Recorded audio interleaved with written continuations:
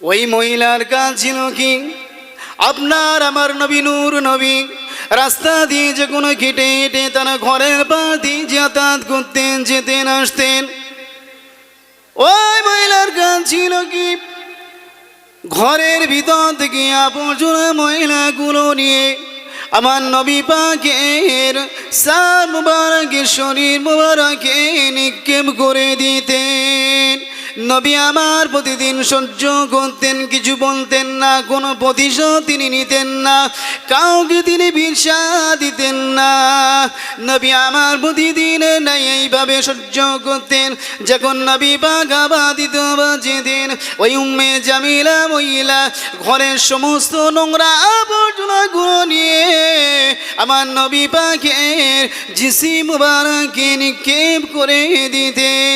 নবী আমার সহ্য করতেন, কিছুই বলতেন না, কিছুই বলতেন না। বেশ কিছুদিন পরে নবী আমার ওই রাস্তা দিয়ে আবার টুকটুক টুকটুক টুকটুক টুকটুক করে কেটে যাচ্ছিলেন। হঠাৎ দেখা যায় ওই মহিলা আর ময়লা ফেলছেন না। একদিন যায়, দুদিন যায়, 3 দিন যায়। নবী আমার সন্দেহ করলেন নিশ্চয়ই ওই মহিলার কিছু হয়েছে। নবী আমার ওই খানকার বাসিন্দা দিগকে জিজ্ঞাসা করলেন, বলো ভাই দেখি, এখানে একটি মহিলা ছিল, ওই মহিলাটাকে আর কেন দেখা যায় না, কি হয়েছে তার?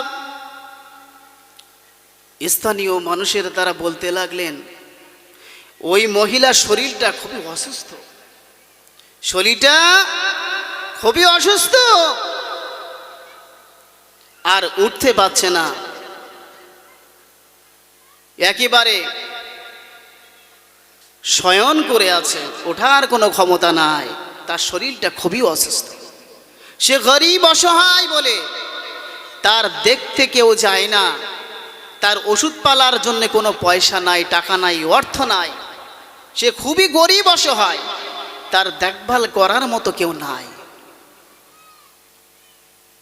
নবী আমার শুনলেন, নবীর আখলাক ব্যবহার তার ইত্তেবা অনুসরণ করে আল্লাহ পাক কেন চলতে বলেছেন।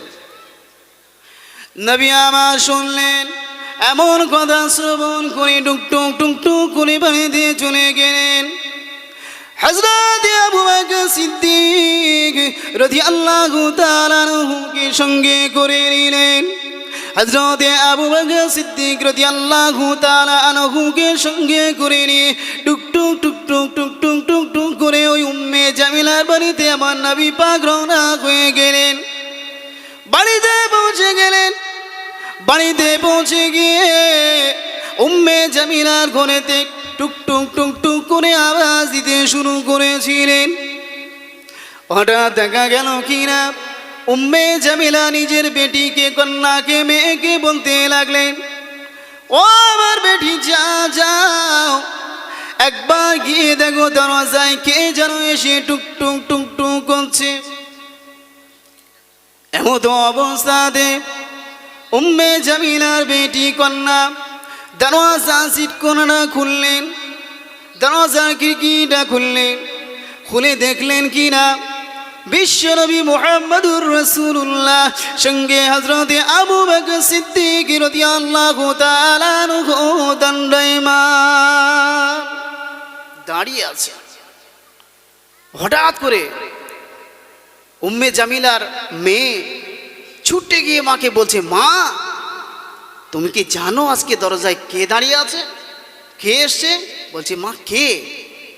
বলছে, যে মুহাম্মাদের শরীর মোবারকে তুমি প্রত্যেক দিন ময়লা আবর্জনা জড়ো করে তার শরীরে নিক্ষেপ করতে, সেই মুহাম্মদ সঙ্গে একজনকে নিয়ে দরওয়াজায় দাঁড়িয়ে রয়েছে। মা এবারে কি হবে? আমাদের সাহায্য করার তো কেউ নাই, আর আপনার তো শরীরটাও অসুস্থ, এবারে উপায়টা কি? কে আমাদের রক্ষা করবে মা? কি হবে এবারে? কেউ তো আশপাশে নাই রক্ষা করার। ওই মুহাম্মাদের হাত থেকে বোধহয় এবারে প্রতিশোধ নিতে এসছে। মা, আপনি প্রত্যেক দিন আবর্জনা ময়লা ফেলেছেন তার শরীর মোবারকে, আজকে বোধহয় প্রতিশোধ নিতে এসছে মুহাম্মদ। উম্মে জামিলা বললেন, ওই মহিলা বললেন নিজের বেটিকে, ও আমার বেটি যাও যাও যাও, চলে যাক, বা দরজা থেকে আসতে ভিতরে ঢুকতে পরামর্শ দিয়ে দাও, ইজাজত দিয়ে দাও, হুকুম অর্ডার দিয়ে দাও। হঠাৎ বেটি চলে গেলেন, দরজার কাছে গিয়ে বিশ্বনবী মুহাম্মদুর রাসূলুল্লাহ সাল্লাল্লাহু আলাইহি ওয়াসাল্লামকে আসতে অনুমতি দিলেন। আপনার আমার দয়া নবী ওই সময়তে উম্মে জামিলার ভিতরে হযরতে আবু বকর সিদ্দিক রাদিয়াল্লাহু তাআলা আনহুকে সঙ্গে করে নিয়ে উম্মে জামিলার ঘরের ভিতরে প্রবেশ করে জিজ্ঞাসা করলেন, হে মহিলা, বলো দেখি তোমার কি হয়েছে? শুনলাম নাকি তোমার শরীরটা খুবই অসুস্থ। আমি মুহাম্মদ এখান থেকে কয়েকদিন রাস্তা দিয়ে যেতে যেতে যেতে যেতে দেখতে পাই না, সেই জন্যে আমি স্থানীয় বাসিন্দা দিগকে জিজ্ঞাসা করেছি, তারা বলে দিয়েছে আপনার শরীরটা নাকি খুব অসুস্থ। হে মহিলা, আমি মুহাম্মদ আমার সাহাবী আবু বকরকে সঙ্গে করে নিয়ে এসেছি, আপনার খিদমতে হাজির হয়ে গেছি। হে মহিলা, আমি মুহাম্মদ কি দিয়ে সাহায্য করতে পারি, কিভাবে খিদমত করতে পারি? আমি খিদমত করতে এসেছি, আমার খিদমত করার সুযোগটা আপনি বলে দেন। একবার জোরে হবে না সুবহানাল্লাহ? নারে তাকবীর। উম্মে জামিলা দুই চোখ দিয়ে টপ টপ টপ টপ করে গরম পানি ফেলছে আর বলছে, হায় রে, কি আফসোস আমার যে মুহাম্মাদের গায়ে শরীরে আমি প্রত্যেক দিন ঘরের ভিতর থেকে জানালা থেকে রাস্তার উপরে যখন মুহাম্মাদকে দেখতাম, তখন তার শরীর মোবারকে ময়লা আবর্জনা আমি ছুঁড়ে ছুঁড়ে নিক্ষেপ করতাম। সেই মুহাম্মদ আমাকে কোনো দিন কারোর কাছে বিচার দেননি, এর জন্যে আমারও কোনো অপরাধ তিনি করেননি, বরঞ্চ আমি তার উপরে অপরাধ করেছি, বারবার নোংরা আবর্জনা নিক্ষেপ করেছি তার শরীর মোবারকে। আজ কেউ নাই বিপদের সময় আমাকে দেখার জন্য, সকলেই কম বেশি স্থানীয় মানুষরা খবর পেয়েছে আমার শরীরটা খুবই অসুস্থ, আমি ক্লান্ত, আমার ওঠার কোনো ক্ষমতা নাই বিছানা থেকে। আজ যাকে আমি শত্রু ভেবেছিলাম, যার উপরে আমি শত্রুতা করেছি, সেই মুহাম্মদ আজকে কেউ নাই। সেই মুহাম্মদ সঙ্গে একজন বন্ধুকে নিয়ে আমাকে আজকে সাহায্য করতে এসছে, আমার এই টাইমে আমার খিদমত করতে এসছে। সঙ্গে সঙ্গে টপ টপ টপ টপ করে চোখ দিয়ে পানি ফেললেন আর বললেন, ইয়া রাসূলুল্লাহ, আমাকে ইসলামের কালেমাটা একবার বলে দেন, আমি আজকে ইসলাম গ্রহণ করব। বলুন সুবহানাল্লাহ। জোরে হবে না? নারে তাকবীর, নারে তাকবীর। একটু চিন্তা করে দেখি। সঙ্গে সঙ্গে নবী আমার বলে দিলেন, পড়ে নাও, আশহাদু আল্লা ইলাহা ইল্লাল্লাহু ওয়াহদাহু লা শারীকা লা ওয়া আশহাদু আন্না মুহাম্মাদান আবদুহু ওয়া রাসূলুহু সাল্লাল্লাহু আলাইহি সাল্লাম। আমার নবীর আদর্শ আখলাক, ওহ কি ব্যবহার!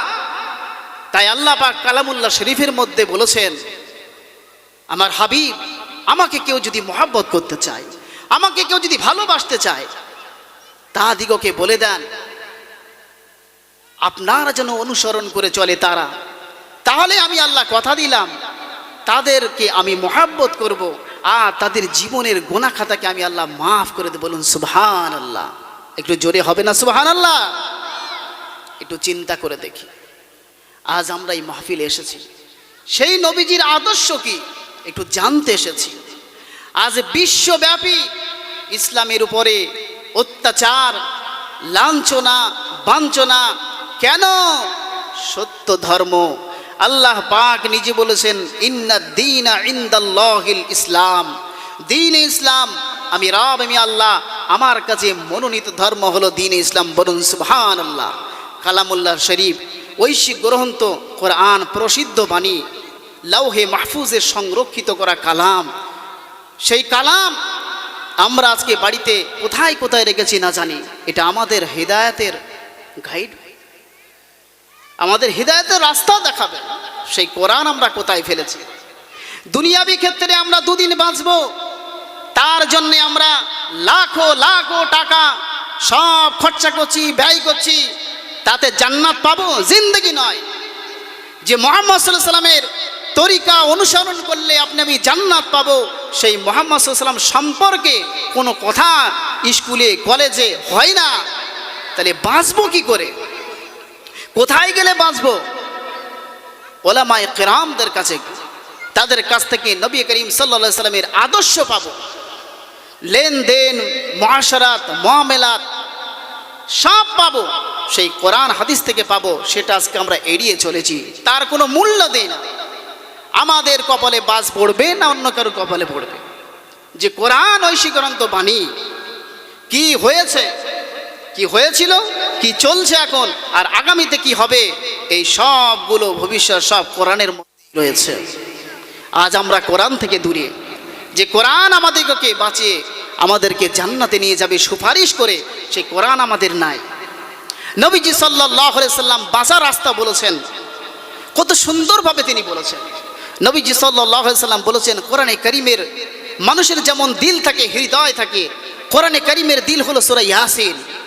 সূরা ইয়াসিন, এই সূরা ইয়াসিন আমার মন চায় আমার প্রত্যেকটি উম্মত এবং উম্মতের অন্তরে, দিলেতে যেন প্রত্যেক জুবানে যেন সূরা ইয়াসিন গাঁথা যায়।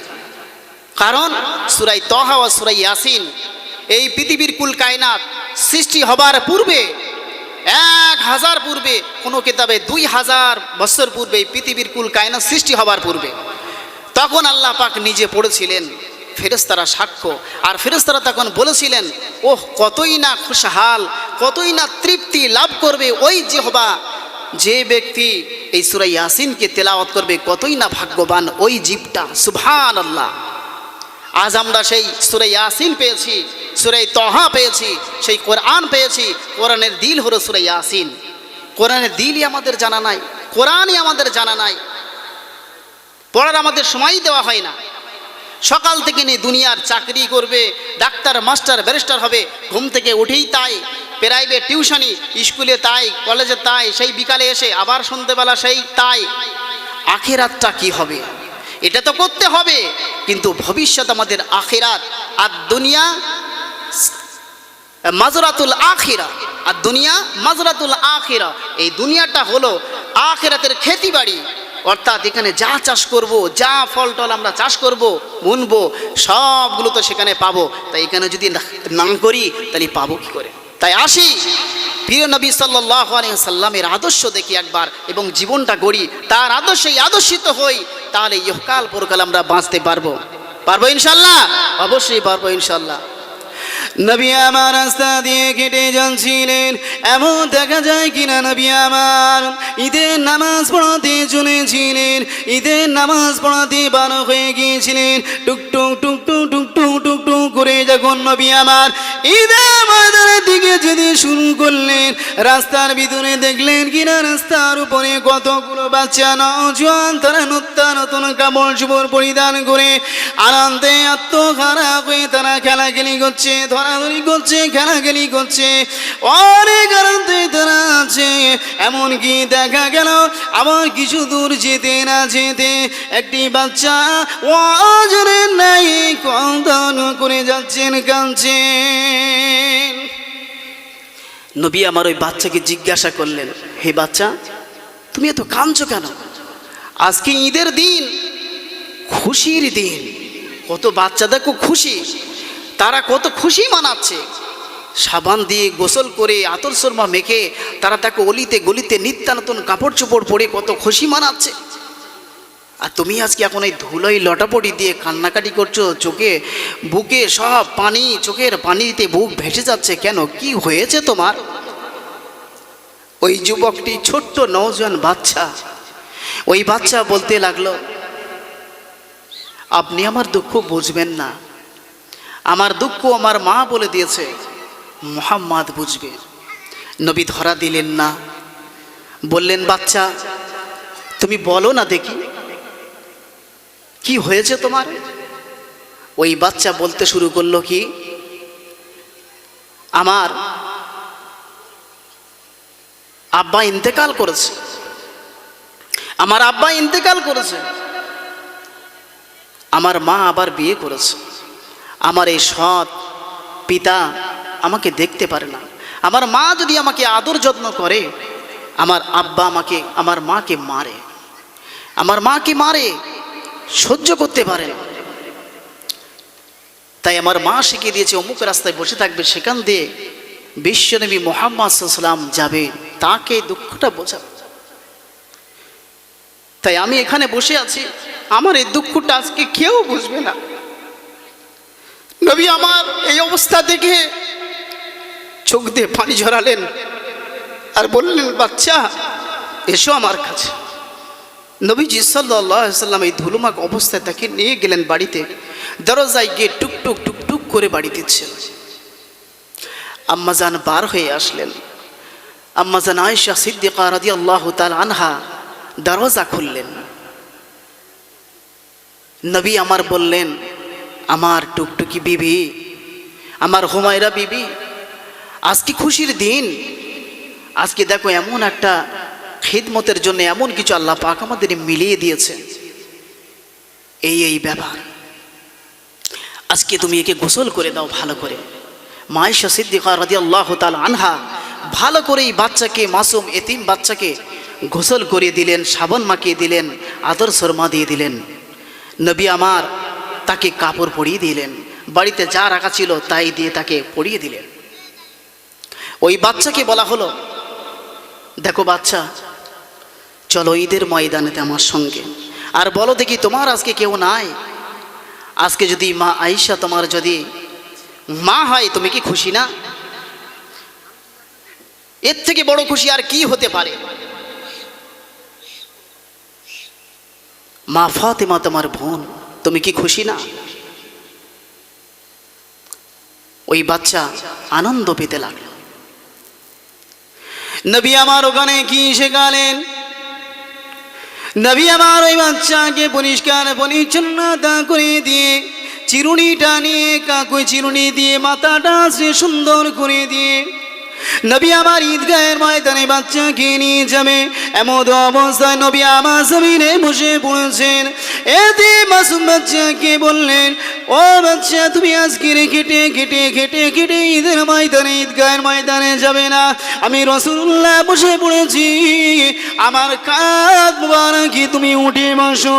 আজকে তুমি আমার কাঁধ মুবারকে করে ঈদের ময়দানে দিয়ে যাবে। এমন অবস্থায় নবী আমার বসে বললেন, ওই বাচ্চাটা নবী পাকের কাঁধে উঠে গেলে সঙ্গে সঙ্গে নবী আমার টুকটুক টুকটুক টুকটুক টুকটুক করে কেটে ঈদের ময়দানে নামাজ পড়তে, ঈদের নামাজ পড়তে যাচ্ছেন।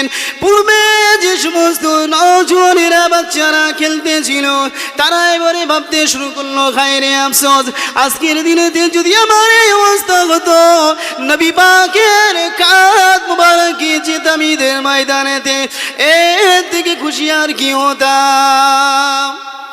নবী আমার ঈদের ময়দানে তিনি গেলেন, যেখানে মেম্বার তৈরি করা আছে। নবী আমার মেম্বারে দাঁড়িয়ে বক্তব্য দেবেন, খুতবা পাঠ করবেন। ওই মেম্বারেতে নবী আমার বসে গেলেন। সঙ্গে সঙ্গে বাচ্চাটাকে নামিয়ে দিয়ে বললেন, ও বাচ্চা, তুমি আজকে নিচেতে বসবে না, আমি রাসূলুল্লাহ মেম্বারের উপরে বসেছি, আমার পাশেতে তুমি বসে যাও। নবী আমার কি শিক্ষা দিলেন উম্মতদিগকে যে বললেন, ও সাহাবারা, ও সাহাবারা, শুনে রেখে দাও, জেনে রেখে দাও, এটা হলো এতিম বাচ্চা, মাসুম বাচ্চা, এর পিতা নাই দুনিয়াতে, এর পিতা ইন্তেকাল করেছে। এই এতিম বাচ্চার মধ্যে আমি রাসূলুল্লাহ হাত মুবারকটা রেখেছি। এই হাত মুবারকের নিচেতে যত মাদের চুল পশম থাকবে, প্রত্যেকটি চুল পশমের পরিবর্তে আমি রাসূলুল্লাহ বলে দিলাম, তার নাম আমল আল্লাহ পাক নেকি দিয়ে ভরিয়ে দেবে। একবার জোরে হবে না সুবহানাল্লাহ? আর একটু জোরে হবে না সুবহানাল্লাহ? নারে তাকবীর। নবী আমার কত দয়ার নবী, কি দেখালেন উম্মতকে, কি শেখালেন উম্মতকে। কোন নেতা আছে এমন বাচ্চাকে ঈদের নামাজ পড়াতে গিয়ে ফিরে গিয়ে তাকে গোসল করিয়ে নিজের বাচ্চার মতো করে নিয়ে তাকে ঈদগাহের ময়দানে কাঁধে করে নিয়ে এসেছেন? কোন নেতা আছে? কোন প্রধান, কোন মেম্বার, কোন বাদশাহ আছে? নবী আমার সাহাবীদিগকে বললেন, ও আমার সাহাবীরা, তোমরাও এটা করবে, এতিমদের মাথায় হাত রাখবে, তাদের মহব্বত করবে, এই হাতের নিচে, এই হাতের তোলোর নিচে যতটা মাথার চুল থাকবে, প্রত্যেকটি চুলের বিনিময় একটা করে নেকি আমার আল্লাহ পাক তার নামে আমল লিখে দেবেন। বলুন সুবহানাল্লাহ। আর একটু জোরে বলবেন না সুবহানাল্লাহ? একটু চিন্তা করে দেখি আমার নবী কি শিক্ষা দিয়ে গেলেন, কি শিক্ষা তিনি দিয়ে গেলেন।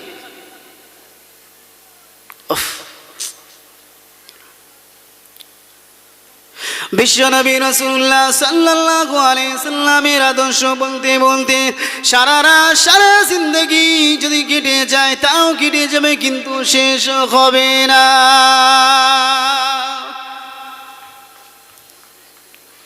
আমার নবীর মহব্বতে যারা পড়েছিলেন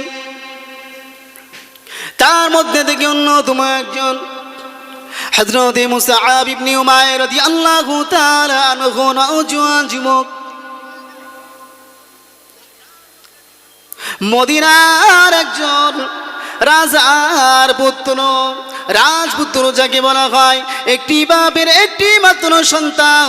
তখনকার সময়তে 200 টাকা দামের কাপড় তাকে, জোড়া জোড়া কাপড় তার পিতা তাকে পরিধান করাতেন।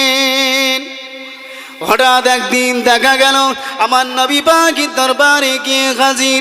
নবী পাকের কথাবার্তা শুনে নবী পাকের ইশকে দেওয়ানা হয়ে গিয়েছিল। নবী পাকের হাতে হাত দিয়ে ইসলামের কালেমাটা পড়ে নিয়েছিল। তারপরে বাড়িতে ফিরে গিয়েছিল। আমার নবী পাকের যখন কথা আলাপানা শোনা হয়, ওই নওজোয়ান আর সহ্য করতে থাকতে পারে না। বাড়িতে সকলেই বুঝতে পারলো এই মনে হয় মোহাম্মদের ওই মন্ত্র কবুল করে নিয়েছে। জিজ্ঞাসা করলো, বেটা শোনো তো, তুমি কি মোহাম্মদের ওই মন্ত্র তুমি কি পড়ে নিয়েছো? বলছে হ্যাঁ আমি পড়ে নিয়েছি, হ্যাঁ আমি পড়ে নিয়েছি, মোহাম্মদের কালেমা আমি পড়ে নিয়েছি। বলছে ঠিক আছে, এক কাজ করো, একে ঘরের ভিতরে বন্দি করে দাও। ওহ কি জ্বালা! ঘরের ভিতরে বন্দি করে দেওয়া হলো। কালিমায়ে লা ইলাহা ইল্লাল্লাহ মুহাম্মাদুর রাসূলুল্লাহ সাল্লাল্লাহু আলাইহি ওয়াসাল্লাম পড়ে নিয়েছে, তার অপরাধ ঘরের ভিতরে বন্দি করে দেওয়া হয়েছে। সর্বপ্রথমে হাবশী দেশে একটি দল হিজরত করে। তখন তিনি কোনো একটা বাহানায় বাইরে আসার চেষ্টা করেন, ঘর থেকে বাইরে আসলেন। দেখলেন কিনা একটি দল হিজরত করছে, এক জায়গা থেকে অপর জায়গাতে যাচ্ছে। ওই দলের কাছে চলে গিয়ে তাদের সঙ্গে মিশে গিয়ে হাবশী দেশে চলে গেলেন। কে? হযরত মুসআব ইবনে উমাইর রাদিয়াল্লাহু তাআলা আনহু, রাজপুত্র, একটা বাপের একটাই সন্তান। তখনকার সময়তে 200 টাকা দামের কাপড় তাকে জোড়া জোড়া পরানো হতো প্রতিদিন। হযরত মুসআব ইবনে উমাইর রাদিয়াল্লাহু তাআলা আনহু হাবশী দেশে যখন গিয়েছিলেন, তার জীবনটা ঠিক মতো কাটছিল না, কষ্টের ভিতর দিয়ে কাটছিল। কিছুদিন পর সেখান থেকে তিনি মদিনা মুনাওয়ারাতে চলে আসলেন। আমার নবী পাক যখন মসজিদে নববীতে ঢুকবেন, এমন তো অবস্থায় দেখলেন কিনা হযরত মুসআব ইবনে উমাইর রাদিয়াল্লাহু তাআলা আনহু মসজিদে নববীর সম্মুখে ঘোরাফেরা করছে। আমার নবী পাক ওই সময়তে হযরত মুসআব ইবনে উমাইর রাদিয়াল্লাহু তাআলা আনহু গানে গাইতে শরীর মুবারকে দেখতে ফলো করলেন। পূর্বে 200 টাকা দামের কাপড় তার পিতা তাকে প্রতিদিন জোড়া জোড়া পরিয়েছিলেন, কিন্তু আমি রাসূলুল্লাহ আমার কাছে ইসলামের কালেমাটা কবুল করার পরে পরিয়ে তার গায়েতে শরীরেতে এমন কাপড়, কোনো জায়গাতে চামড়া তালি, কোনো জায়গাতে কাপড়ের তালি দেওয়া আছে। নবী আমার চোখ দিয়ে top top top top top top top top করে গরম পানি গুলো ফেলতে লাগলেন। নবী ভাবছেন, এই ছেলে, এই যুবক রাজপুত্র, একটি বাপের একটি মাত্র সন্তান, 200 টাকা দামের তখনকার জামানাতে তার পিতা তাকে কাপড় পরিধান করাতেন জোড়া জোড়া প্রতিদিন নিত্য নতুন। আর আজকে আমি মোহাম্মদ, আমার কাছে ইসলামের কালিমাটা পড়ে নিয়েছে, আমাকে মোহাব্বত করেছে, এর এটা অপরাধ এত যে তার শরীর মোবারকে কোনো জায়গাতে কাপড়ের তালি, কোনো জায়গাতে চামড়ার তালি দেওয়া। ওহ, নবী আমার ঝরঝর করে কাঁদতে শুরু করলেন। অবশেষে দেখা গেল এক জায়গাতে নবী আমার জিহাদের ময়দানে পাঠালেন। কোন সময়তে যখন দেখলেন ইসলামের বিপর্যয়ী অবস্থা, হযরত মুসআব ইবনে উমাইর রাদিয়াল্লাহু তাআলা খবর পেলেন, সঙ্গে সঙ্গে ছুটে গেলেন সেখানে, ইসলামের জন্য সেখানে চলে গেলেন। গিয়ে দেখলেন কিনা ইসলাম বিরাট বিপর্যয় অবস্থায় আছে। হযরত মুসআব ইবনে উমাইর রাদিয়াল্লাহু তাআলা সঙ্গে সঙ্গে গিয়ে যার হাতে ইসলামের ঝান্ডাটা ছিল, ওই ইসলামের ঝান্ডাটা নিজাত মুবারক নিয়ে উঁচু করে তুললেন। দিনের দুশ্মনেদের বেঈমানদের সহ্য হলো না, তারা ছুটে ছুটে এসে তলোয়ার দিয়ে আঘাত করে হযরত মুসআব ইবনে উমাইর রাদিয়াল্লাহু তাআলা আনহুর হাতে দিয়ে কোপ দিলেন। হযরত মুসআব ইবনে উমাইর রাদিয়াল্লাহু তাআলা আনহু সঙ্গে সঙ্গে বাম হাত দিয়ে ঝান্ডাটা ধরে উঁচু করলেন, ইসলামের ঝান্ডাটা ধরে উঁচু করে তুললেন। দিনের দুশ্মনেদের সহ্য হলো না, সঙ্গে সঙ্গে তারা এসে হযরত মুসআব ইবনে উমাইর রাদিয়াল্লাহু তাআলা আনহুর বাম হাতে কোপ দিয়ে বাম হাতটাকে জমিনে ফেললেন। হযরত মুসআব ইবনে উমাইর রাদিয়াল্লাহু তাআলা আনহু ইসলামের ঝান্ডাটা জমিনে ফেলতে দিলেন না, দুই কাঁটা বাহু দিয়ে ইসলামের ঝান্ডাটা ধরে উঁচু করে রেখেছিলেন। একবার জোরে হবে না সুবহানাল্লাহ? হযরত মুসআব ইবনে উমাইর রাদিয়াল্লাহু তাআলা আনহু এমত অবস্থায় ধরে আছেন ইসলামের ঝান্ডা উঁচু করে, দুই বাহু দিয়ে, হাত তো কাটা জমিনে পড়ে আছে, দুই বাহু দিয়ে ধরে আছে, কোন কিতাবে মুখের দাঁত দিয়ে চেপে আছে। এমত অবস্থায় দিনের দুশ্মনীরা সহ্য করতে পারল না, তারা তীরের আঘাতে বিষ মাখিয়ে দিয়ে মুসআব ইবনে উমাইর রাদিয়াল্লাহু তাআলা আনহুর বুকেতে, সিনাতে নিক্ষেপ করা শুরু করলো। জাহরওয়ালা তীর, বিষওয়ালা তীর যখন বুকে সিনাতে লাগতে শুরু হলো, মুসআব ইবনে উমাইর রাদিয়াল্লাহু তাআলা আনহু তখন ছটপট ছটপট করতে শুরু করেছেন, আল্লাহকে ডাকছেন। এমত অবস্থায় একজন নবী পাকের সাহাবী ছুটে এসে ইসলামের ঝান্ডাটা তিনি আঁকড়ে ধরলেন। কিন্তু চিন্তা করতে হবে যে জমিনে তিনি ফেলতে দিলেন না তিনার জীবদ্দশায়। একবার চিন্তা করি সেই নওজোয়ান সাহাবীর কথা, যিনি ছিলেন রাজপুত্র, তার পিতা তাকে 200 টাকা দামের কাপড় পরিধান করাতেন প্রতিদিনের ন্যায় জোড়া জোড়া, সব ত্যাগ করে দিয়ে আমার নবী পাকের মহাব্বতে আকৃষ্ট হয়ে গেছিলেন, ইশকে রসুল হয়ে গেছিলেন। বলুন সুবহানাল্লাহ। তারা নিজের ইমানকে ইমান মনে করেছিলেন, জানকে জান মনে করেননি। বলুন সুবহানাল্লাহ। আমার রসুলের জন্য তারা জান দিয়ে বিলীন হয়ে গেছেন, শহীদ বরণ করেছিলেন। আজ আমরা সেই নবী পাকের উম্মত। একটু চিন্তা করে দেখি, একটু চিন্তা করি। আমার নবী পাক কি করলেন? মসজিদে নববীতে বসে আছে, এমতো অবস্থায় চতুর্দিকে আওয়াজ দিলেন। আমার সাহাবীরা মদিনার অলিতে গলিতে দরজায় আওয়াজ দিয়ে বলে দাও জিহাদের জন্য সকলকে প্রস্তুতি হতে, জিহাদের জন্য তৈরি হতে, জিহাদের ময়দানে যেতে হবে। সাহাবীরা কি করলেন? মদিনার অলিতে গলিতে গিয়ে প্রত্যেক বাড়ির দরওয়াজাতে টুকটুক টুকটুক করে আওয়াজ দিয়ে বললেন, নবী পাক হুকুম করেছেন সকলে জিহাদের জন্য প্রস্তুতি হয়ে যান, আর রেহাই নাই, জিহাদের জন্য প্রস্তুতি হয়ে যান। এমন অবস্থায় দেখা গেল কিনা মদিনায় একজন মহিলা তার ছোট্ট একটা মাসুম বাচ্চাকে কোলে করে নিয়ে নবী পাকের দরবারে মসজিদে নববীতে এসে হাজির। আসসালাতু আসসালামু আলাইকা ইয়া রাসূলুল্লাহ ইয়া হাবিবাল্লাহ। হুজুর, আমি একজন মহিলা এসেছি, আপনি নাকি হুকুম অর্ডার করেছেন, হুকুম দিয়েছেন জিহাদের জন্য প্রস্তুতি নিতে। আমি মহিলা চিন্তা করে দেখলাম কিনা আমার স্বামী কিছুদিন পূর্বে জিহাদে গিয়েছিলেন, আজও বাড়িতে ফেরেন নাই। জিহাদে গিয়ে শহীদ বরণ করেছেন, আল্লাহটাকে সাড়া দিয়ে চিরতরে চলে গিয়েছেন, বাড়িতে ফিরে আসে নাই। আমি মহিলা, বাড়িতে আর কেহ নাই, আমার কোনো বড় ছেলে নাই, পুত্র নাই যে তাহাকে আজকের দিনে আমি পাঠাবো। ইয়া রাসূলুল্লাহ, হাবিবাল্লাহ হুজুর, তাই আমি চিন্তা করেছি আপনি যে প্রস্তুতি নিতে বলেছেন, আজ আমার বড় কোনো সন্তান নাই, আমার এই মাসুম বাচ্চাটাকে এনেছি আপনার কাছে তুলে দিচ্ছি। ইয়া রাসূলুল্লাহ, হাবিবাল্লাহ হুজুর, আপনি এটাকে কবুল মঞ্জুর করে নেন। নবী আমার ওই সময়তে বলেছিলেন, ও মহিলা, এই ছোট্ট মাসুম বাচ্চা যাদের ময়দানে কি উপকারে আসবে, কি উপকারটা হবে।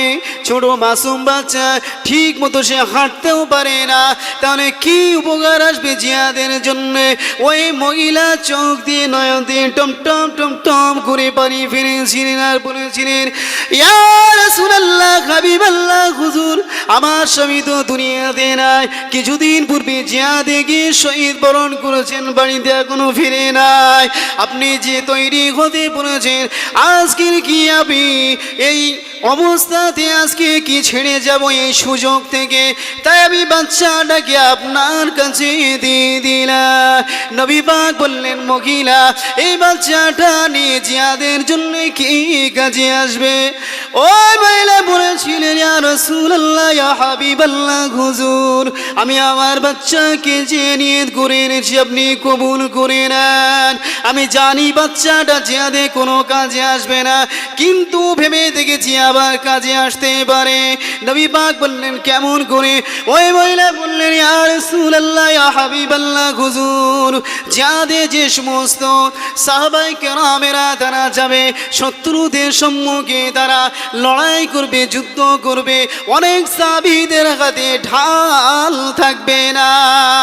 ইয়া রাসূলুল্লাহ, ইয়া হাবিবাল্লাহ হুজুর, আমার এই মাসুম বাচ্চাটা ওই সাহাবীটা শত্রুদের সামনে ঢাল করে তুলে রাখবে, যত তীর মারবে তারা, যত তীর নিক্ষেপ করবে দিনের দুশমনেরা আপনার সাহাবীদের দিকে, ওই তীরগুলো যেন আমার বাচ্চার বুকে সিনাতে ঢুকে যায়, তাহলে আপনার সাহাবীরা এটাও তো রেহাই পাবে।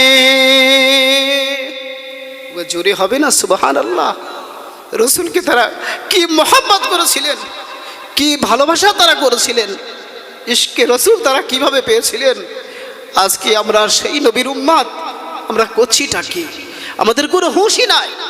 নবী পাক যখন অন্তিম সজ্জায়, তখন আবু বকর সিদ্দিক রাদিয়াল্লাহু আনহুকে বললেন, হে আবু বকর, আজকের জন্য তুমি ইমামতি করো, চলে যাও। নবী পাক আমার নামাজের জন্য বললেন কি, যদি কারো শরীর অসুস্থ হয়, এমন অসুস্থ হয়, এই ক্ষমতাও যদি থাকে, বিরাট শরীর অসুস্থ, কিন্তু এতটুকু যদি ক্ষমতা থাকে, নিজের বাড়ি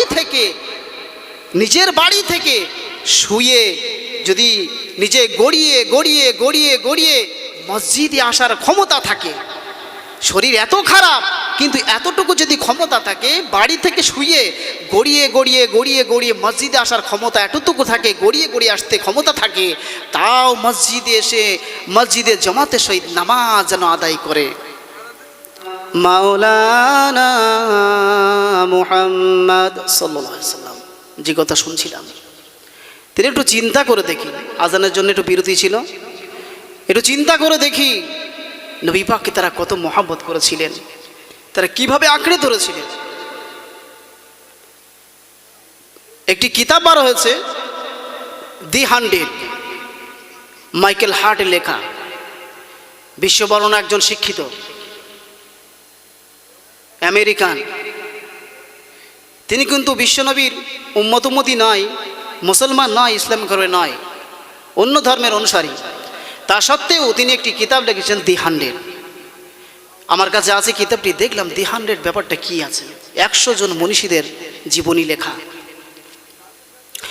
তা দেখছিলাম তিনি বিশ্বনবী মুহাম্মদ সাল্লাল্লাহু আলাইহি ওয়াসাল্লামের ব্যাপারে সারা বিশ্বের মধ্যে চ্যালেঞ্জ করে বলেছেন, ওয়ান ম্যান হলেন বিশ্বনবী মুহাম্মদুর রাসূলুল্লাহ। বলেন সুবহানাল্লাহ। আপনি আমি চিনতে পারিনি, বিশ্বনবীকে মাইকেল হার্ট চিনেছে, একজন খ্রিস্টান চিনেছে, বিরাট শিক্ষিত পাণ্ডিত্য, আমরা যার নাম ইতিপূর্বে বহু জায়গায় শুনেছি, মাইকেল হার্ট। ওই কিতাবটির নাম দি 100, 100 জন মনীষীদের তার জীবনী, তার নাম, আদর্শ সব লেখা আছে। তার মধ্যে সেরা আদর্শিত বিশ্বনবী মুহাম্মদুর রাসূলুল্লাহ সাল্লাল্লাহু আলাইহি সাল্লামের নাম তিনি 1 নম্বরে উল্লেখ করেছেন। বলুন সুবহানাল্লাহ। আপনি চিনতে পারেন বিশ্বনবীর জন্যে মহিলারাও নিজের জানকে কুরবান করে দিয়েছিলেন। হঠাৎ দেখা গেল উহুদ প্রান্তে, উহুদ যুদ্ধে সমাতে মদিনার একজন আনসারী মহিলা, তার কাছে খবর গেল বিশ্বনবী শহীদ বরণ করেছে। তিনি বিশ্বাস করলেন না, একজন মহিলার কথা বলছি, যেটা আপনারা অনেকে গজলের মাধ্যমে শুনেছেন। এক সাহাবী ছুটে ছুটে, আদেওটা সাহাবী নয়, গজলটা ভুল। ওই তিনি ছিলেন একজন আনসারী মহিলা, যাকে বলা হয় সাহাবিয়া। একজন আনসারী মহিলা, তিনি বিশ্বাস করলেন না, রাসূল আমার দুনিয়া ত্যাগ করেছেন, বিশ্বাস করলেন না। তিনি নিজে সেখান থেকে উঠে ঘোড়ায় করে ছুটে ছুটে ছুটে ছুটে উহুদ প্রান্তে আসতে শুরু করলেন। খানিক দূর আসার পরে একজনের সঙ্গে পথে দেখা, জিজ্ঞাসা করেছিলেন, মা বালু মুহাম্মাদিন সাল্লাল্লাহু আলাইহি সাল্লাম, আমার নবী পাকের অবস্থাটা কি, আমার নবী পাক কেমন অবস্থায় রয়েছে? ওই সাহাবী বললেন, হে মহিলা আনসারী, আল্লাহ নবী তো জানের বাসার অবস্থাটা বলতে পারবো না, কিন্তু এতটুকু বলতে পারবো, তোমার বড় ভাইকে দিনের দুশমনেরা, বেঈমানেরা তলোয়ার দিয়ে উহুদ প্রান্তে টুকরো টুকরো টুকরো টুকরো করে জমিনে ফেলে রেখেছে। ওই মহিলা কিছু মনে করলেন না, আল্লাহ নবীর মুহাব্বতে ইশকে দেওয়ানাতে আবার ছুটে ছুটে ছুটে ছুটে ছুটে ছুটে এগোতে শুরু করলেন। আবার একজন সাহাবীর সঙ্গে দেখা, জিজ্ঞাসা করলেন, মা বালু মুহাম্মাদিন সাল্লাল্লাহু আলাইহি সাল্লাম, বলো দেখি আমার নবী পাকের কি অবস্থা এখন, আমার নবী পাক কি অবস্থায় আছেন? ওই সাহাবিয়া কি কথা বললেন সেটা জানি না, কিন্তু এটা জানি তোমার পিতাকে দিনের দুশমনেরা উহুদ প্রান্তে তলোয়ার দিয়ে টুকরো টুকরো করে জমিনে ফেলে রেখেছে। তিনি কিছু মনে করলেন না, আবার ছুটে ছুটে যাচ্ছেন। একজন সাহাবীর সঙ্গে ফিরে দেখা হলো, বলো দেখি মা বালু মুহাম্মাদিন সাল্লাল্লাহু আলাইহি সাল্লাম, মুহাম্মদ সাল্লাল্লাহু আলাইহি সাল্লামের আমার নবী পাকের অবস্থাটা কি? ওই সাহাবী বলেছিলেন, সেটা তো আমি জানি না, কিন্তু আমি দেখেছি আমার সম্মুখে পড়ে থাকতে তোমার নিজের সওহার, নিজের স্বামীকে দিনে দুশমনেরা তলোয়ার দিয়ে টুকরো টুকরো করে উহুদ প্রান্তে জমিনে ফেলে রেখেছে। ওই মহিলা কিছু মনে করলেন না, শুধুই বলছেন, আমার হাবিবের অবস্থাটা কি, আমার নবী পাকের অবস্থাটা কি? আবার এগুতে যেতে শুরু করলেন, শুরু করে দিলেন। খানিক দূর গিয়ে একজন সাহাবীর সঙ্গে দেখা, জিজ্ঞাসা করলেন, ও আল্লাহ নবী সাহাবী, বলো বলো দেখি আমার নবী পাক কি অবস্থায় আছেন? ওই সাহাবী বলেছিলেন, আমার নবী পাক একটু অসুস্থ হতে আছেন, দন্দর মোবারক দিনে দুশমনেরা ভেঙে দিয়েছে, নবী পাক আমার অমুক জায়গাতে আছে। ওই আনসারী মহিলা সাহাবিয়া ছুটে ছুটে ছুটে ছুটে সেই জায়গাতে গিয়েছিলেন। সেই জায়গাতে গিয়ে দেখলেন কিনা আমার নবী পাক রয়েছেন। আমার নবী পাকের পিছন দিক দিয়ে গিয়ে চাদর মোবারকটা ধরে বললেন, আসসালাতু আসসালামু আলাইকা ইয়া রাসূলুল্লাহ হাবিবাল্লাহ হুজুর। আমি আজকে দিনে উহুদ প্রান্তের ঘটনা শুনেছিলাম, মদিনার আনসারী একজন আমি মহিলা, ইয়া রাসূলুল্লাহ আপনার ব্যাপারে আসতে আসতে আমি জিজ্ঞাসা করেছি, কিন্তু আপনার ব্যাপারে কেউ বলতে পারে নাই।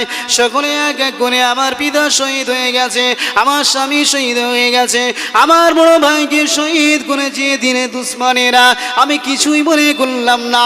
ইয়া রাসূলুল্লাহ হাবিবাল্লাহ হুজুর, যখন আমি দুই নাম দিয়ে আপনার পবিত্র জিসম মুবারকটা দেখলাম, ইয়া রাসূলুল্লাহ হাবিবাল্লাহ, আমার সমস্ত দুঃখ বেদনা সবগুলো আমি ভুলে গেছি।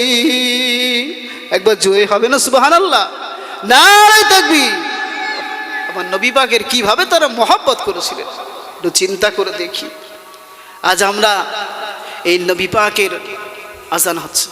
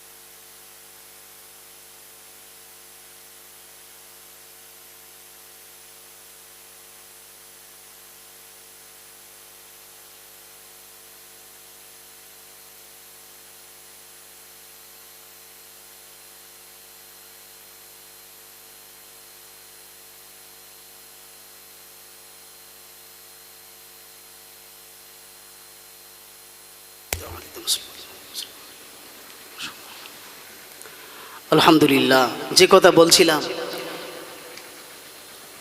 মদিনার আনসারি মহিলারা তারা কেমনভাবে নবী পাককে মুহাব্বত করেছিলেন। নিজের পিতা চলে গেছে, নিজের স্বামী হারাই গেছেন, নিজের ভাই চলে গেছেন, শহীদ বরণ করেছেন, কিছুই মনে করেননি। আমার নবী পাকের আশা, নবী পাক কেমন অবস্থায় আছেন। যখন নবী পাককে নিজের চোখ মোবারকে দেখলেন, সঙ্গে সঙ্গে সব দুঃখ বেদনা সব সারখার হয়ে গেছে। বলুন সুবহানাল্লাহ। আজ গতকাল ছিল গজল, এই গজলগুলোই হলো সর্বনাশের গোড়া। কারণ গজল আমিও খুব ভালোবাসি, আমও গাইতে খুব ভালোবাসি, কিন্তু এই জলসার আগের দিন গজল করা, জলসার সমস্ত জিনিসটা ফিনিশ করে দেওয়া, কোরআন ও হাদিসের উপরে বেয়াদবি করা।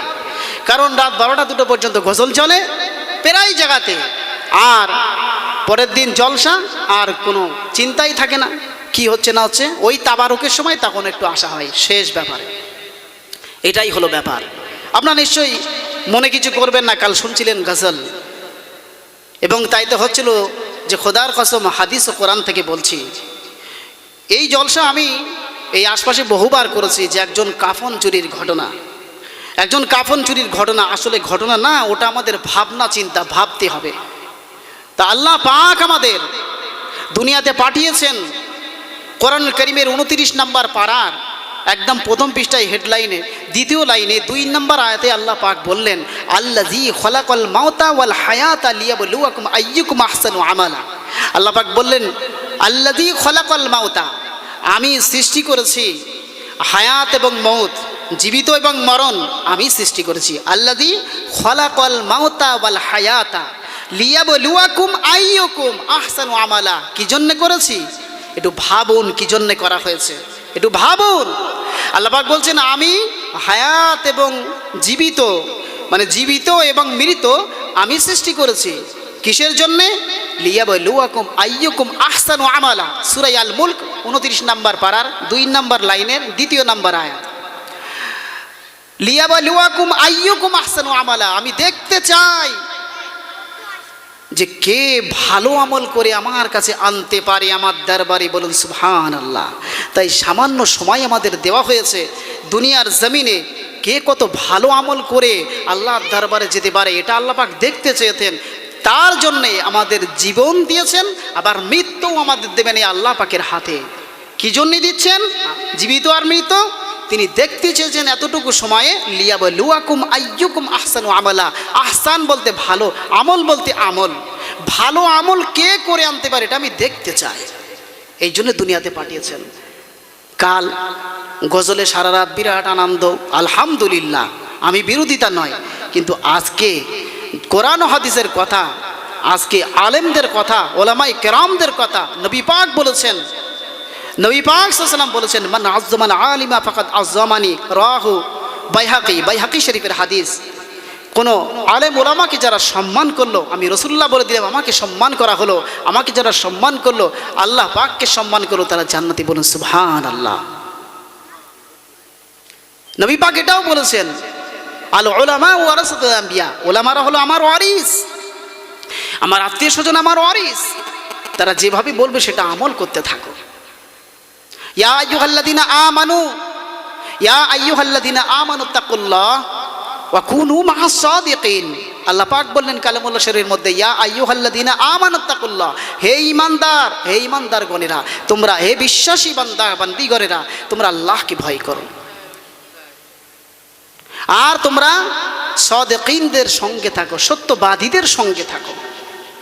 তাই কালকে আমি শুনছিলাম শেষ পর্যন্ত যে কাফন চোর হাদিস থেকে, আসলে ওটা হাদিস নয়, ওটা জাল, ওটা ভেজাল। হাদিস কোনটা আমি শর্টে বলে দিচ্ছি। নবী করিম সাল্লাল্লাহু আলাইহি সাল্লামের জামানায়, সেই সময়তে নবী পাক সাল্লাল্লাহু আলাইহি সাল্লামকে আল্লাহ পাক যখন পাঠিয়েছিলেন আইয়ামে জাহিলিয়াতের যুগে, অন্ধকারের যুগে, নবী পাক এসে আলোয় আলোকিত করেছেন। বলুন সুবহানাল্লাহ। তখন সেই যুগেতে একজন কাফন চোর বিখ্যাত ছিল। প্রতিদিনের ন্যায় যখনই কোনো জায়গায় মুর্দা থাকতো, দাফন করে চলে আসলে সে ঠিক রাতের বেলা গিয়ে ওই কাফনটা চুরি করত। এটি ইমাম গাজ্জালি রহমতুল্লাহ আলাইহির কিতাবে নয়, কাল বলা হয়েছে এটা, কিন্তু আদেও নয়। এটি লেখা খুতবায়ে জুলফিকার 12 নম্বর খণ্ডে, খুতবাই জুলফিকারের 12 নম্বর খণ্ডে আল্লামা পীর ফকির জুলফিকার সাহেব নকশবন্দি পাকিস্তানি, তেনার কিতাব এটা। তিনি আরেকটি কিতাব লিখেছেন আহলে দিলকে তাড়পা দেনে ওয়ালি ওয়াকিয়াত, ওই কিতাবের মধ্যে ওই ঘটনাটি আছে, এই রেওয়ায়াতটা আছে। কাফন চুরি করাই তার পেশা ছিল। কাফন চুরি করে বাজারে বিক্রয় করে তার সব কিছু প্রয়োজন মেটাত। হঠাৎ দেখা যায় কিনা, সময় তো সংক্ষিপ্ত, ওই জন্য শর্টে বলছি। তা হঠাৎ দেখা যায় প্রতি সময়ের প্রতিদিনের ন্যায় একদিন একজন আনসারি মহিলা, আনসারি নারী, খুবই সুন্দরী, তাকে দাফন করা হলো। তিনি ইন্তেকাল করলেন, তাকে দাফন করা হলো। খুবই সুন্দরী আনসারি মহিলা, খেয়াল রাখবেন। সেই কাফন চোর ঠিক খোঁজে খোঁজে খোঁজে খোঁজে ওই কাফন চুরি করা সেই তার অভ্যাস ছিল, ওই কবরে ঢুকলেন। অন্ধকার রাতের বেলাতে কেউ নাই, ঢুকে পড়লেন। হুজুর লিখছেন কিতাবের মধ্যে, আহলে দিলকে তাড়পা দেনে ওয়াকিয়াত কিতাবের মধ্যে, আর খুতবা জুলফিকার কিতাবের মধ্যে লিখছেন কি, যখন ঢুকলেন, ঢোকার পরে কাফনের কাপড়টা সব খুলে নিলেন। নেওয়ার পরে যখন কবর থেকে বাইরে বার হয়ে আসবেন, এমন সময় শয়তান তাকে ধাক্কা দিল কি, আজকে সুবর্ণ সুযোগ, খুবই সুন্দরী মহিলা নারী, তুমি এটাকে আজকে ছেড়ে দিয়ে যাবে? এত সুন্দর সুযোগ কেউ দেখতে পাবে না। এতটুকু তার ব্রেনে শয়তান ঢেলে দিল। ওই কাফন চোর চুরি, সেই চোর কি করলো, তার সঙ্গে খারাপ ব্যবহার, জিনা করলো। হাদিসে এইভাবে আছে।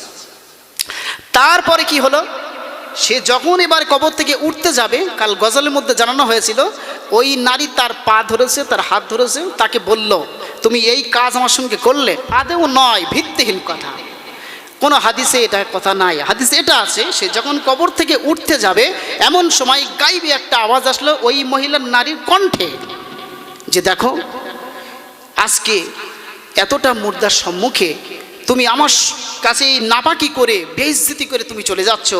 কিয়ামতের দিন আমি যখন উঠবো হাসরের ময়দানে, নাপাকি অবস্থায় উঠব, তাই তোমাকে তো হিসাব দিতে হবে। এটা হাদিসে আছে। তারপরে ওই সাহাবী গজলের মাধ্যমে এসে হয়তো ওমর রাদিয়াল্লাহু আনহু এসে বললেন, কাঁদছো কেন তুমি? আদেও নয়। ওই সাহাবী কবর থেকে উঠে আল্লাহর ভয়েতে কাঁপতে কাঁপতে গোসল করলেন। গোসল সেরে পবিত্রতা হয়ে রাস্তার ধারে শুয়ে পড়লেন। ওয়াজরে গরম Tom Tom Tom Tom Tom Tom Tom করে চোখ দিয়ে পানি ঝরাচ্ছেন। হযরত ওমর ফারুক রাদিয়াল্লাহু তাআলা আনহু আমার নবী পাকের খিদমত করতে যেতেন। প্রতিদিনের ন্যায় সেই দিনেও তিনি যাওয়া শুরু করেছিলেন। হঠাৎ দেখলেন কিনা ওই কাফন চোর তার ক্রান্তন থেকে এত কান্নাকাটি করছেন, আল্লাহর ভয়েতে, আল্লাহর আযাবের ভয়েতে ওই নওজোয়ান কাফন চোর এত কান্নাকাটি করছেন। হযরত ওমর ফারুক রাদিয়াল্লাহু তাআলা আনহু সহ্য করতে পারলেন না, তিনিও কেঁদে ফেললেন। জিজ্ঞাসা করলেন, হে নওজোয়ান যুবক, এত কাঁদছো কেন বলো? ওই যুবক বলেছিলেন, হে ওমর, হে অর্ধেকটা দেশের প্রেসিডেন্ট ওমর, আমি অন্যায় করেছি, ভুল করেছি, বহুত বড় ভুল করে ফেলেছি, অপরাধ করে ফেলেছি, যার জন্যে আমি আল্লাহর আযাবের ভয়ে কাঁদছি। আমাকে একটু উপকার করবেন হে আমিরুল মুমিনিন ওমর, আমাকে একটু উপকার করবেন? ওমর রাদিয়াল্লাহু বললেন, কি উপকার আমি তোমাকে করতে পারি বলো নওজোয়ান। দুইজনেই কাঁদছেন হাউ হাউ করে। ওই নওজোয়ানের কান্না দেখে ওমর রাদিয়াল্লাহু তাআলা কেঁদে ফেললেন। তিনি বলছেন, হে নওজোয়ান বলো তোমাকে কি উপকার করতে পারি? বলছে, বিশ্বনবী মুহাম্মদুর রাসূলুল্লাহ সাল্লাল্লাহু আলাইহি ওয়াসাল্লামের দরবারে আমাকে একবার নিয়ে চলো, আমার মনে হয় ওখানে গেলে শান্তি পাবো। আমার আল্লাহর আযাবের ভয় লাগছে, এখন আমি আর সহ্য করে থাকতে পারছি না। এমতো অবস্থায় ওমর রাদিয়াল্লাহু কথা দিলেন, ঠিক আছে আমি রাসূলুল্লাহর দরবারে তোমাকে পৌঁছে দেব, তোমাকে রাসূলের সঙ্গে কথোপকথন করিয়ে দেব, বাস তুমি চুপ করো। নওজোয়ান চুপ করলেন না, দুজনেই কান্নাকাটি করছেন। ওমর রাদিয়াল্লাহু টুক টুক টুক টুক করে এই নওজোয়ানকে নিয়ে নবী পাকের দরবারে মসজিদ নববীতে পৌঁছে গেলেন। সেখানে গিয়ে ওমর রাদিয়াল্লাহু আনহু নবী পাক সাল্লাল্লাহু আলাইহি ওয়াসাল্লামের সম্মুখে সালাম দিলেন, আসসালাতু ওয়াসসালামু ইয়া আলাইক ইয়া রাসূলুল্লাহ ইয়া হাবিবাল্লাহ। হুজুর কাঁদছেন, নজরের নাই কাঁদছেন। নবী পাক জিজ্ঞাসা করলেন, হে ওমর কি ব্যাপার, তোমার চোখ দিয়ে টপ টপ টপ টপ করে পানি পড়ছে, কি ব্যাপারটা কি, কি হয়েছে বলো না? আরে কি হয়েছে ওমর, বলো আমাকে। ওমর রাদিয়াল্লাহু বললেন, ইয়া রাসূলুল্লাহ ইয়া হাবিবাল্লাহ। হুজুর একজন নওজোয়ান যুবকের কান্না আমাকে কাঁদিয়ে দিল, তার আল্লাহর ভয়ের, আল্লাহর আযাবের ভয়ের কান্না আমাকে কাঁদিয়ে দিল। কি হয়েছে? ইয়া রাসূলুল্লাহ, ইয়া হাবিবাল্লাহ হুজুর, আমি যখন আপনার খেদমতে আসছিলাম রাস্তায় হঠাৎ দেখলাম একজন নওজোয়ান অঝরের নাই কাঁদছে। তার কান্না দেখে আমারও কান্না এসে গেছে। সে আমাকে বলেছে, একটা আবেদন করেছে আপনার সঙ্গে একটু সাক্ষাৎ করে দিয়ে আপনার সঙ্গেই বলবে। কি যেন অপরাধ করেছে, এতটা শুনলাম কি অপরাধ করেছে, কিন্তু কি অপরাধ আমার সঙ্গে বলেনি। অপরাধ করেছে এতটুকুই, আপনার সঙ্গে বলবে। আপনার একটু দেখা করে দেব, আপনার সঙ্গে একটু মিট করিয়ে দেব, মুলাকাত করিয়ে দেব। নবী পাক দয়ার নবী বললেন, হে ওমর, এক্ষুনি নিয়ে আসো, তাড়াতাড়ি নিয়ে আসো। ওহ, দয়ার নবী তাড়াতাড়ি নিয়ে আসতে বললেন। সঙ্গে সঙ্গে নওজোয়ানকে নিয়ে এসে নবী পাকের দরবারে হাতে হাত দিয়ে মুলাকাত করে দিলেন। নবী পাক জিজ্ঞাসা করলেন, হে যুবক, তুমি এত কাঁদছো কেন? কি হয়েছে তোমার, বলো না। বলছি, ইয়া রাসূলুল্লাহ, ইয়া হাবিবাল্লাহ হুজুর, আমি একটা অপরাধ করে ফেলেছি, খুবই বড় অপরাধ, ভীষণ বড় অপরাধ, যার জন্যে আমার আল্লাহর আযাবের ভয় এসে গেছে অন্তরে।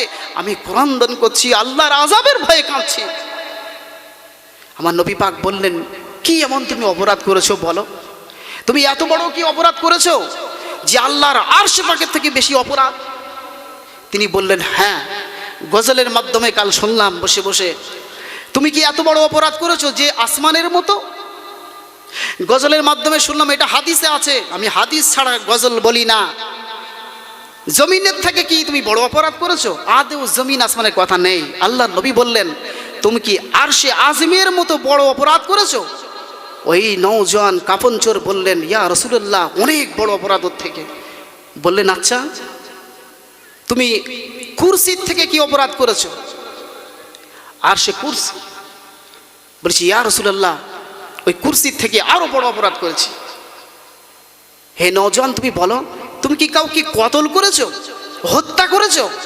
ইয়া রাসূলুল্লাহ, না, আমি তো হত্যা করিনি কাউকে। তাহলে তুমি বলো, তুমি তাহলে কি অপরাধ করেছো? নবীজি অস্থির হয়ে গেলেন, তুমি এটা করোনি সেটা করোনি, তাহলে তুমি কি অপরাধ করেছো বলো। ওই নওজোয়ান বলতে লাগলো, ইয়া রাসূলুল্লাহ, আমি যে অপরাধটা করেছি, আমি কাফন চোর, আমি প্রতিদিনের নাই কাফন চুরি করি, কিন্তু গত দুদিনের মধ্যে আমি এমন জনার কাফন চুরি করতে গিয়ে দেখেছি একজন আনসারী সুন্দরী মহিলা, তার কাফন আমি চুরি করেছি, প্রতিদিনের নাই যেমন করি। আমি করে যখন উঠতে যাব, শয়তান আমাকে ডাকা দিল, কেউ নাই, কেউ দেখতে পাবে না, এত সুন্দর সুযোগ তুমি কি ছেড়ে দেবে, এত সুন্দরী? তাই আমি তার সঙ্গে খারাপ ব্যবহার জিনা করে ফেলেছি। ইয়া রাসূলুল্লাহ, আমার গুনাহ কি মাফ হবে না?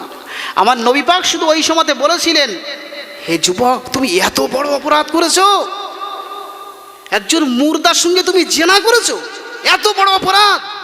এতটুকু কথা বললেন, ওই যুবক আর দাঁড়ালেন না, সঙ্গে সঙ্গে কারেন্টের মতো, বিজলির মতো চলে গেলেন। ওখানে আর মোটেই দাঁড়ালেন না, কারণ আল্লাহ নবী এই বাক্য বলেছেন, হে যুবক, তুমি এত বড় অপরাধ করেছো। এর পরের বাক্য নবী পাকের মুখ থেকে যদি বার হয়ে যায়, আল্লাহ পাক তোমাকে মাফ করবেন না, এত বড় অপরাধ, তুমি জাহান্নামী। তাহলে সত্যিই আমি জাহান্নামী হয়ে যাব, আমি আল্লাহর আযাবে গ্রেফতার হয়ে যাবো, আর ছাড় পাবো না। তা আল্লাহ নবীর মুখ থেকে বার হলেই সেটা কবুল হয়ে যাবে। তাই এটা বলার আগেই কারেন্টের মতো ছুটে চললেন, সেখান থেকে বড় পাহাড় জঙ্গলে চলে গেলেন। গজলের মাধ্যমে শুনলাম, নবী পাক বললেন, তুমি এত বড় অপরাধ করেছো, এ মাপ হবে? এ মাপ হবে না। তাহলে মাপ হবে না, পরের ঘটনায় গেলে বুঝতে পারবেন মাপ হয়ে যাবে। কিন্তু নবী পাক বললেন মাপ হবে না, কিন্তু যে মাপ আল্লাহ পাক করে দেবেন, তাহলে নবী পাকের কথার কোনো দাম থাকলো? তাহলে হাদিসটা কোথায় গেল?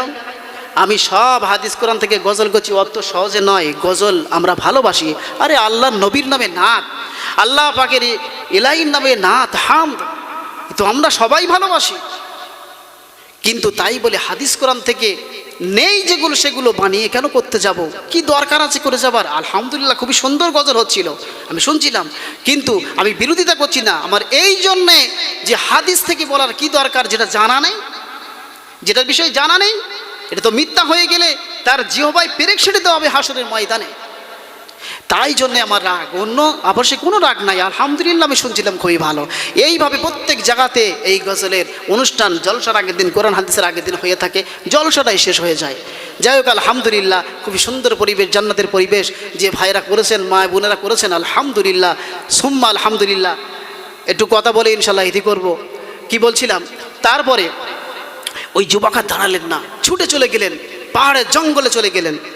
ওই যুবকা দাঁড়ালেন না, আল্লাহর ভয়েতে চলে গেলেন। আল্লাহ নবী পাকের মুখ থেকে দ্বিতীয় কথা যেন না বানা হয়, এই অবস্থাতেই ছুটে চলে গেলেন। একদিন নয়, দুদিন নয়, 3 দিন নয়, 40টা দিন, 40টা দিন পাহাড়ের উপরে, জঙ্গলের উপরে আল্লাহর ধ্যানে পড়ে গিয়েছিলেন। নিজের বিবি, বাল বাচ্চা, মা বাবা, বেটা বেটির কোনো খেয়াল ছিল না।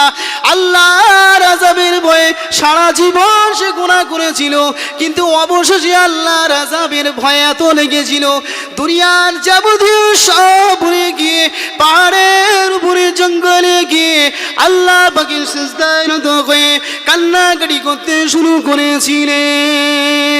কাঁদতে কাঁদতে কাঁদতে কাঁদতে 40টা দিন রাত পার হয়ে যায়। এমন অবস্থাতে বললেন, আল্লাহ পাক আর ধৈর্য রাখতে পারছি না, আমি সারা জীবন গুনাহ করেছি। আল্লাহ পাক আমি বাঁচার জন্য, আপনার আযাব থেকে বাঁচার জন্য রাসূলুল্লাহ দরবারে গিয়েছি। রাসূলুল্লাহর পবিত্র জবান থেকে যখন শুনেছি এত বড় অপরাধ তুমি করেছো, আমি সেই ভয় সেখান থেকেও পালিয়েছি। ইয়া আল্লাহ রাব্বুল আলামিন, ইয়া রাব্বি আল্লাহ, আমার আযাবের ভয় হচ্ছে তুমি ছাড়া আমার দ্বিতীয় আর কেউ নাই। আল্লাহ পাক আল্লাহ তাআলা হযরত জিবরিল আমিন আলাইহিস সালাতু ওয়াস সালামকে পাঠিয়ে দিলেন। ফেরেশতাদের ইমাম জিবরিল আমিন আলাইহিস সালাতু ওয়াস সালামকে পাঠিয়ে দিলেন নবী পাকের দরবারে। ও জিবরিল আমিন, যাও যাও যাও, চলে যাও আর হাবিবের দরবারে চলে যাও, আমার হাবিবকে 3টি প্রশ্ন আমার তরফ থেকে জিজ্ঞাসা করো, চলে যাও। আল্লাহ পাক ফেরেশতাদের অন্য ফেরেশতা পাঠাননি, ফেরেশতাদের ইমাম জিবরিল আমিন আলাইহিস সালাতু ওয়াস সালামকে নবী পাকের দরবারে পাঠিয়েছেন। কি জিজ্ঞাসা করতে দিয়েছেন? 3টে। কি শুনবো না বন্ধ করে দেবো? দরকার আছে না নেই? নবী পাকের দরবারে এসে বললেন, আসসালাতু ওয়াসসালামু আলাইকা ইয়া রাসূলুল্লাহ, ইয়া হাবিবাল্লাহ, হুজুর আল্লাহ পাক সালাম পাঠিয়েছেন, বলুন সুবহানাল্লাহ। আল্লাহ পাক আপনাকে সালাম জানিয়েছেন এবং 3টি কথা জিজ্ঞাসা করেছেন। আল্লাহ নবী বলছেন, আল্লাহ পাক জিজ্ঞাসা করেছেন, কি কথা, কি কথা? বলছে, ইয়া রাসূলুল্লাহ, ইয়া হাবিবাল্লাহ। ফেরেশতা সম্মান জানাচ্ছেন আমার নবী পাককে, বলুন সুবহানাল্লাহ। ইয়া রাসূলুল্লাহ, ইয়া হাবিবাল্লাহ, হুজুর আল্লাহ পাক আপনাকে জিজ্ঞাসা করেছেন, পুরো পৃথিবীর কুল কায়নাতে যা কিছু আছে আপনি সৃষ্টি করেছেন না আমার আল্লাহ সৃষ্টি করেছেন? আল্লাহ জিজ্ঞাসা করেছেন, আপনি সৃষ্টি করেছেন না আল্লাহ পাক সৃষ্টি করেছেন? এই কথা জিজ্ঞাসা করেছেন। আল্লাহর নবী দো জাহানের বাদশা বললেন, হে ফেরেশতাদের ইমাম জিবরিল আমিন আলাইহিস সালাতু ওয়াস সালাম, মুহাম্মাদের জান যার হাতে, তিনি কুল কায়নাত তথাপি মুহাম্মাদকেও সৃষ্টি করেছেন, বলুন সুবহানাল্লাহ। ইয়া রাসূলুল্লাহ, দ্বিতীয় জিজ্ঞাসা আল্লাহ পাক আপনাকে করেছেন, এই তামাম পৃথিবীতে সকলের রুজি আপনি দেন না আমার আল্লাহ দেন? আল্লাহ জিজ্ঞাসা করেছেন আপনাকে।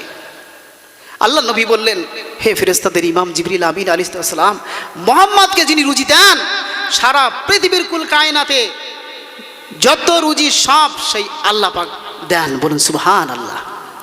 তৃতীয় জিজ্ঞাসা, ইয়া রাসূলুল্লাহ, তৃতীয় জিজ্ঞাসা হলো এটাই, তামাম পৃথিবী যে যতই গুনাহ করুক মাফ করনেওয়ালা রউফুর রহিম কে, আপনি না আমার আল্লাহ? নবী পাক সাল্লাল্লাহু আলাইহি ওয়াসাল্লাম বললেন, আমার আল্লাহ মাফ করনেওয়ালা গফুর রহিম, বলুন সুবহানাল্লাহ। ইয়া রাসূলুল্লাহ, ইয়া হাবিবাল্লাহ, হুজুর সেই আল্লাহ পাক মাফ করনেওয়ালা গফুর রহিম, রহমানুর রহিম, রউফুর রহিম। আল্লাহ পাক আপনাকে জানিয়েছেন, আপনার দরবারে একদিন কাফন চোরে এক ব্যক্তি এসেছিল, আল্লাহর আযাবের ভয়ে এসেছিল, আপনার দরবার থেকে চলে গেছে পাহাড় জঙ্গলে। ওই পাহাড়ে গিয়ে আজকের হিসেব 40টা দিন সিজদায় পার হয়ে গেছে, খাবার নাই, কিছুই নাই, সিজদায় পার হয়ে গেছে। আল্লাহ তাআলা জানিয়েছেন, সেই রউফুর রহিম আল্লাহ পাক তার জীবনের গুনাহগুলো মাফ করে দিয়েছে। জোরে হবে না সুবহানাল্লাহ? নারে তাকবীর। ইয়া রাসূলুল্লাহ, হাবিবাল্লাহ, হুজুর শুধু মাফ করেছেন তা নয়, তার জীবনের গুনাহগুলো সবের নেকিতে পরিপূর্ণ করে দিয়েছে। নারে তাকবীর। মহান ইসালে সওয়াব, মহান ইসালে সওয়াব, নবী দিবস, মহান ইসালে সওয়াব, দক্ষিণ আফজানগর মাঝের পাড়ার মহান ইসালে সওয়াব। নারে তাকবীর। দক্ষিণ আফজানগর মাঝের পাড়ায় যুবক বিন্দু জিন্দাবাদ। দক্ষিণ আফজানগর মাঝের পাড়ায় নজন যুবক বিন্দু ভাইরা মায়েরা বোনেরা, নারে তাকবীর। দরুদ শরীফ আল্লাহুম্মা